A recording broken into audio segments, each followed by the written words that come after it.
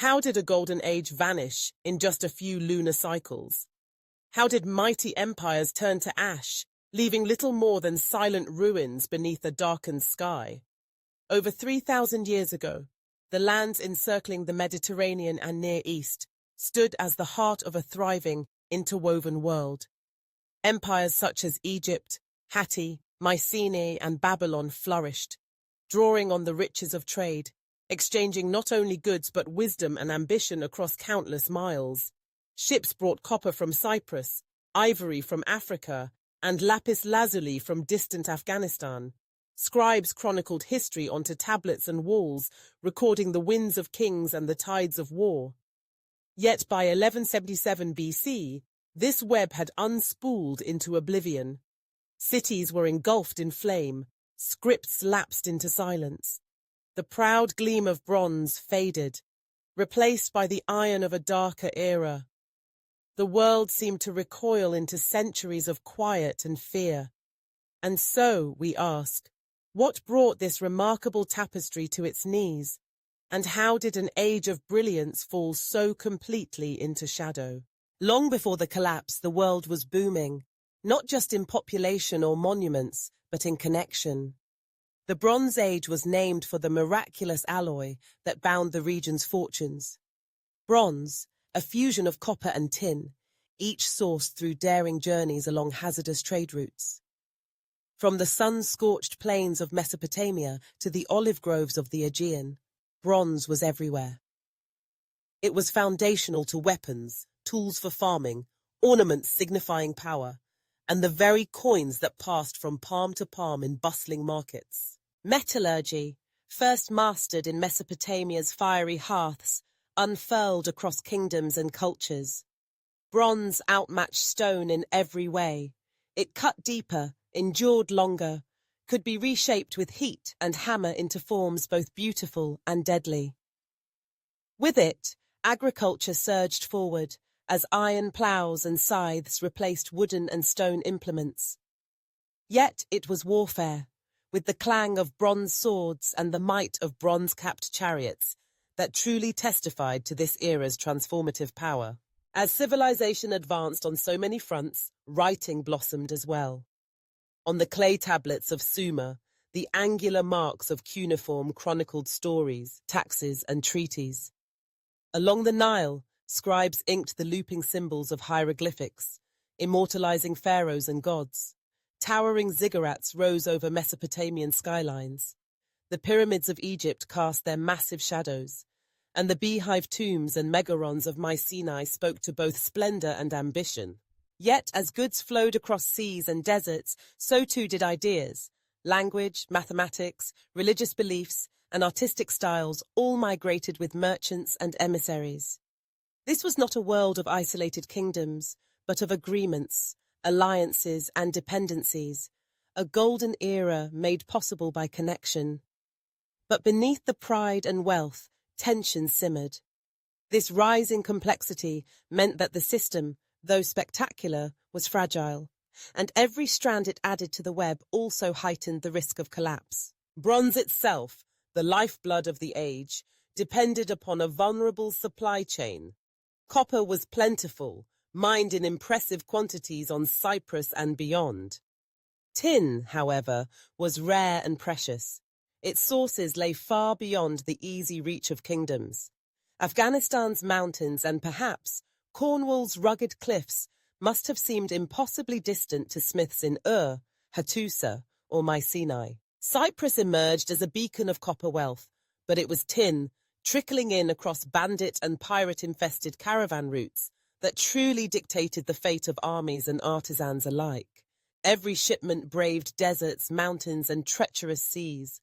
Even a brief interruption, war along a caravan's path, a failed season of sailing, a blockade at a strategic port, threatened to paralyze entire kingdoms. For a time, careful negotiation, wealth, and power kept the system functioning. But this supply line was no iron chain. It was a string of pearls, easily scattered when struck by misfortune. As trade faltered in the late 13th century BC, the heart of the Bronze Age began to skip beats. The great powers grew increasingly desperate, their confidence eroding as the flow of metal slowed and old certainties trembled. If the chariot had been the crowned symbol of Bronze Age invincibility, it now stood as its tragic epitaph. This war machine, 2 horses, a sleek carriage, an archer with deadly composite bows, had long dominated ancient battlefields. Kings boasted of their chariot corps and filled their courts with gold-plated wheels, jeweled harnesses, and elite drivers. But despite their splendor, chariots were inherently fragile. They required flat terrain, reliable supplies of bronze, and a lifetime of specialized training. Their power depended on coordination, a tenuous prospect as the social fabric began to tear. Worse, they were vulnerable to the unconventional tactics of the sea peoples and others. Where chariots could not maneuver, or where supplies failed to support them, they became targets rather than terrors. The counters to chariot warfare proved to be speed, adaptability, and ruthlessness. Lightly armored foot soldiers, wielding shorter slashing swords, could slip through gaps, harass horses, and force chariots into terrain where their wheels bogged down. Where kingdom after kingdom fell before this onslaught, the age of the chariot evaporated. Not just a defeat in battle, but the destruction of an entire way of war, wealth, and power. One kingdom, however, withstood the tide, if only barely. Egypt, after centuries of dominance, now faced apocalypse at the Nile's edge. Ramses III, the last of the great warrior pharaohs, steeled himself for what promised to be the empire's death knell. He prepared in grim detail, fortifying borders, calling up every able-bodied archer, and laying elaborate traps along the river's course. When the sea peoples came, dragging their families and ambitions, Egypt was ready. Arrows were unleashed in salvos, barricades rose in the reeds, and ambushes shredded the advancing horde. The scenes of Egypt's unlikely last stand, immortalized on the walls of Medinet Habu, depict Ramses triumphant, hundreds of prisoners in chains. The Nile turned red with conflict. But victory exacted its price. Egypt's treasury was exhausted, its fields ravaged, its spirit sapped. While its cities still stood, they were shells, their palaces and temples empty or in ruins. Ramses's triumph brought not a new era, but a grudging survival. Egypt shrank as a power and never regained its old glory. Yet to blame the sea peoples alone for the cataclysm would be as misguided as to blame a match for a drought. The true enemy was complexity itself and the ruin it left behind. As trade routes withered, so too did the shared prosperity of the Bronze Age. Without tin, no bronze could be forged, no swords pounded, no axes sharpened, no plowshares hammered out for spring fields. Agriculture faltered. Famine walked hand in hand with inflation. Armies, faced with mutiny and short swords, found themselves helpless to enforce order. Storehouses emptied, riots erupted, and rulers often became fugitives. Palaces and shrines, once centers of civilized life, were looted and abandoned by their own desperate citizens. Collapse did not linger at the gates. It seeped underneath, crumbling culture from the inside as well as striking from without. The breakdown of complex systems, local and international, military and economic, proved fatal. Cities burned not just from foreign attack, but from starving mobs within. Behind this human drama loomed the most implacable foe of all, nature herself. Archaeological remains tell a story of relentless stress. For 50 years, a series of earthquakes tore at Anatolia, Crete, and the Levant's great cities. Foundations split, palaces toppled, sacred statues shattered in the dust. Where once stood the shining walls of Troy or Mycenae, now sprawled only heaps of stone. Meanwhile, the sky itself seemed to dry up. Modern scientists, piecing together the puzzle from tree rings and lake sediments, speak of an immense drought gripping the entire region. Year after year, the rains failed. Harvest turned to dust. Herds dwindled in barren fields. In Cyprus, fields went fallow. In Syria, the pollen record vanishes, testifying to widespread agricultural disaster. Desperate letters from the period offer poignant testimony.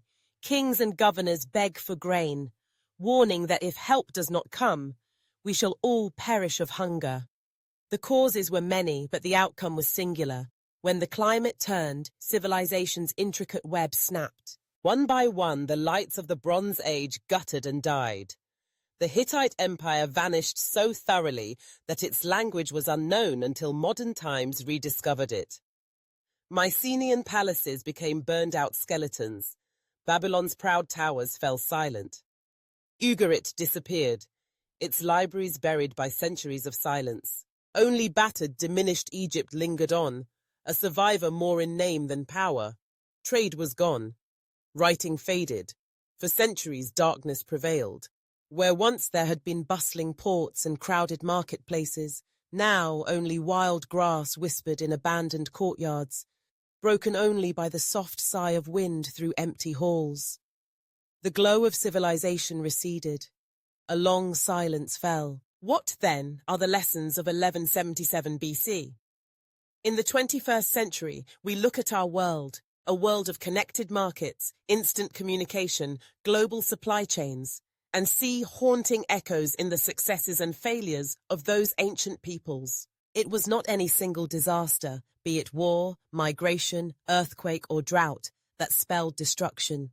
Rather, it was the convergence of so many crises in a system grown too complex, too fragile, too interdependent to survive even brief disruption.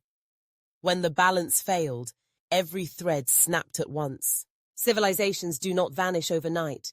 It takes years, generations even, for the fabric to unravel, for proud monuments to fall and memories to fade. The story of 1177 BC warns us.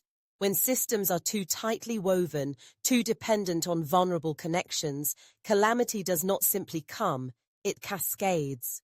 The collapse of the Bronze Age is more than an ancient tragedy. It is a message inscribed in ruins, whispered across the ages, urging caution, resilience, and the humility to remember that, sometimes, even the greatest civilizations can blink out and may not blaze again for centuries.